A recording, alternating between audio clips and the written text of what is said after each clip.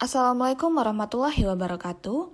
Yang kami hormati Ibu Raina Kartika selaku dosen pengampu pada mata kuliah Teori Portofolio dan Analisis Investasi. Sebelumnya, kami ingin memperkenalkan diri terlebih dahulu. Kami dari kelompok 5 yang beranggotakan Reza Rahma Andika, Olivia Prameswari, Rafidah Sahari, dan Irwan Azhar. Di sini kami akan menjelaskan mengenai alternatif investasi. Dalam berinvestasi, kita dapat melakukan beberapa alternatif, yaitu investasi langsung dan investasi tidak langsung. Pada pembahasan yang pertama ini, kita akan menjelaskan mengenai investasi langsung, di mana yang pertama ada non-marketable, yaitu dapat dilakukan dengan saving deposit tabungan, yang merupakan pendapatan yang tidak dihabiskan atau ditangguhkan untuk dikonsumsi. Kegiatan ini biasanya mengurangi biaya-biaya pengeluaran rutin tiap bulannya. Dalam konteks perbankan, tabungan merupakan simpanan yang penarikannya hanya dapat dilakukan menurut syarat tertentu yang telah disepakati, tetapi tidak dapat ditarik dengan cek atau alat yang dibersamakan dengan itu. Yang kedua, kita dapat melakukan dengan Certificate of Deposit, yaitu surat bukti simpanan uang pada bank atas penunjukan dengan jangka waktu dan bunga tertentu yang dapat diperjualbelikan. Contohnya seperti money market dan deposit account. Lalu yang ketiga, rekening deposito pasar uang. Lembaga keuangan menawarkan rekening deposito pasar uang dengan tidak ada plafon suku bunganya. Yang kedua, ada money market, yaitu yang pertama, pasar uang, yang termasuk instrumen utang jangka pendek, sangat liquid, dan berisiko relatif rendah yang dijual oleh pemerintah, lembaga keuangan, dan perusahaan kepada investor dengan kelebihan dana sementara untuk berinvestasi.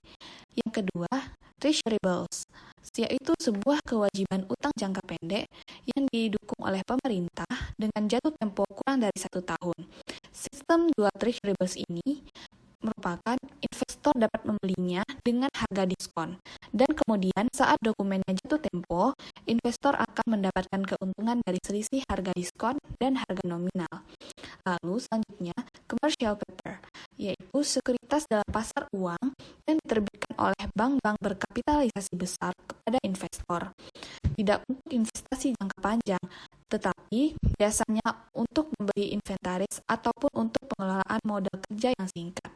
Lalu selanjutnya, negotiable certificate of deposits, yaitu instrumen yang bisa diterbitkan oleh perbankan untuk mencari alternatif pendanaan dari luar dana pihak ketiga. Lalu selanjutnya, repurchase agreement, yaitu kesepakatan antara peminjam dan pemberi pinjaman biasanya dilakukan oleh lembaga untuk menjual dan membeli kembali sekuritas pemerintah. Baiklah, saya Raffi Sari akan melanjutkan mengenai capital market. Capital market ini ada dua, adanya obligasi atau bond, dan lalu yang kedua itu ada stok saham. Yang pertama saya akan menjelaskan mengenai obligasi atau bond. Obligasi yaitu suatu janji tertulis untuk membayar suatu jumlah uang tertentu atau jumlah pokok pinjaman pada suatu tanggal tertentu di kemudian hari atau pada jatuh tempo, beserta bunga pinjaman berdasarkan suatu suku bunga yang telah ditentukan semula. Jadi di sini penghasilan dari program obligasi itu berupa tingkat bunga yang dibayarkan oleh perusahaan penerbit obligasi tersebut pada saat jatuh tempo. Obligasi memiliki beberapa jenis berbeda dari sisi penerbit, yaitu yang pertama itu ada corporate bonds, lalu kedua itu ada government bonds, yang ketiga itu ada municipal bond. Perbedaan yang lain mengenai obligasi itu adanya pertama itu ada obligasi atas nama atau registered bonds, yang kedua obligasi atas unjuk atau bearer bonds. Selanjutnya saya akan menjelaskan tentang saham. Saham merupakan suatu dokumen berharga yang menunjukkan kepemilikan perusahaan. Dengan kata lain, ketika seseorang membeli saham, orang tersebut telah membeli sebagian dari kepemilikan perusahaan. Saham dapat didefinisikan sebagai tanda penyertaan modal seorang atau pihak atau badan usaha dalam suatu perusahaan atau perusahaan terbatas. Dengan menyertakan modal tersebut, maka pihak tersebut memiliki klaim atas pendapatan perusahaan, klaim atas aset perusahaan, dan berhak ada dalam rapat umum pemegang saham atau RUPS. Secara sederhana, saham dapat didefinisikan sebagai tanda penyertaan atau kepemilikan seseorang atau badan dalam suatu perusahaan. Selanjutnya saya akan menjelaskan tentang derivative market, yaitu ada dua. Yang mengenai derivative market ini ada dua. Kita membahas pertama itu dengan option. Sebuah opsi adalah kontrak antara dua pihak atau pembeli dan penjual yang memberi pembeli hak tapi bukan kewajiban untuk membeli atau menjual sesuatu di kemudian hari dengan harga yang telah disepakati hari ini. Lalu yang kedua itu ada future contract. Kontrak futures adalah kontrak antara dua pihak pembeli dan penjual untuk menjual atau membeli sesuatu di kemudian hari dengan harga yang telah ditentukan saat ini. Kontrak futures ini dilakukan di bursa terorganisir yang biasa disebut futures market. Kontrak futures dalam transaksinya tidak ada penyerahan fisik yang terjadi. Mengenai tender investing atau investasi secara tidak langsung, yaitu merupakan sebutan bagi investor tertarik untuk memiliki suatu obligasi. Investasi secara tak langsung mengurangi beban investor pada saat membuat keputusan mengenai portofolio. Dibandingkan menjual dan membeli sendiri, investor dapat membeli melalui perusahaan investasi yang berfungsi sebagai perantara, di mana investor membeli saham dari portofolio dikelola oleh perusahaan investasi.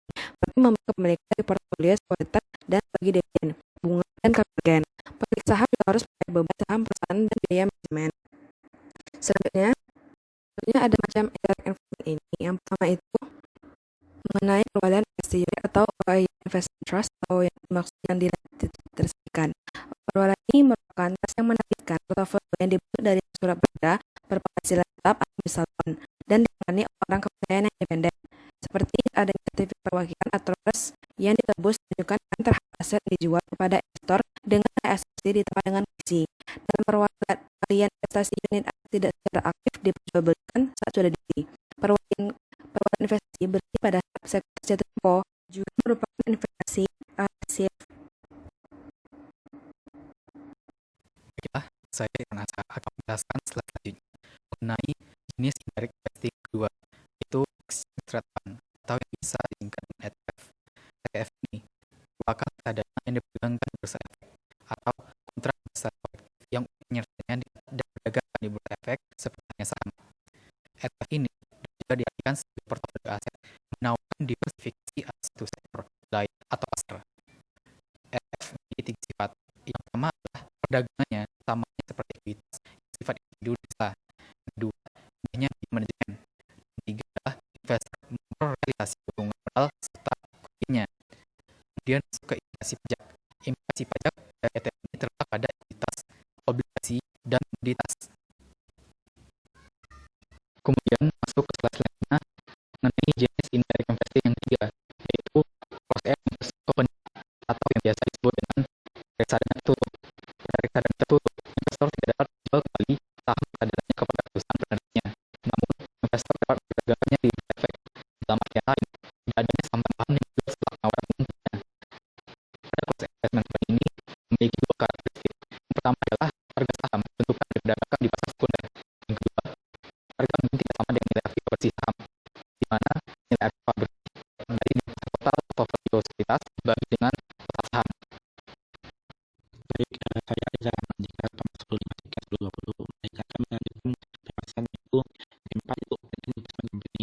Nah, pada open-end investment company ini saham tertuju ke publik, jadi dengan nilai aset baru atau nilai harganya setelah penjualan awal yang mengkapitalisasi perusahaan. Nah, pada open ini saham dapat dijual kembali ke perusahaan pada nilai aset barunya. Ukuran perusahaan tersebut sesuai dengan perkembangan yang telah dilakukan perusahaan tersebut, sehingga kita misalnya berkembang atau selanjutnya itu market virtual stock, yaitu money market untuk stock dalam portofolio sekuritas pasar uang. Itu dikenakan pajak atau pajak investasi penting. Yang kedua yaitu komersial pada satu temponya rata-rata 90 hari. Investor membayar biaya manajemen tetapi bukan biaya penjualan atau penjualan kualitas. Selanjutnya itu tidak diasuransikan oleh pemerintah. Kedua itu equity, bond, and income fund. Itu pendapatan equity dan income fund diinvestasikan dalam portofolio sekuritas yang tujuan reksadana. Nah, pada equity, bond, and income fund ini besarannya didapatkan oleh pajak perusahaan. Yang selanjutnya mengungkapkan tujuan kepada investor dan ketiga utama di tujuan investasinya. Baik, itulah hasil dari presentasi kami dari kelompok 2. Semoga bisa memahami. Saya tutup. Assalamualaikum warahmatullahi wabarakatuh. Nilai net asset value atau nilai bersih besi harganya setelah penjualan awal yang mengkapitalisasi perusahaan. Nah, pada open ini, saham dapat dijual kembali ke perusahaan pada nilai aset bersihnya. Ukuran perusahaan terus berubah seiring dengan perkembangan yang telah dilakukan perusahaan tersebut, sehingga bisa perusahaannya berkembang atau terus berubah-ubah. Selanjutnya yaitu money market mutual fund stock, yaitu money market mutual fund stock dalam portofolio sekuritas pasar uang. Itu dikenakan pajak atau bebas, bisa kena pajak atau bebas pajak investasi. Penting. Yang kedua yaitu komersial batas jatuh temponya rata-rata 90 hari.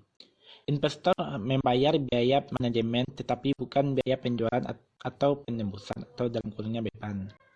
Selanjutnya yaitu tidak diasuransikan oleh pemerintah. Yang kedua itu equity, bond, and income fund, yaitu pendapatan, equity, bond, dan income fund diinvestasikan dalam portofolio sekuritas sesuai dengan tujuan reksadana. Nah, pada equity, bond, and income fund ini, sasaran yang ditetapkan oleh Dewan Direksi perusahaan. Selanjutnya, pengungkapan tujuannya kepada investor. Dan 18 kategori utama dari tujuan investasinya. Baik, itulah hasil dari presentasi kami dari kelompok 2. Semoga bisa memahami. Nah, saya tutup. Assalamualaikum warahmatullahi wabarakatuh.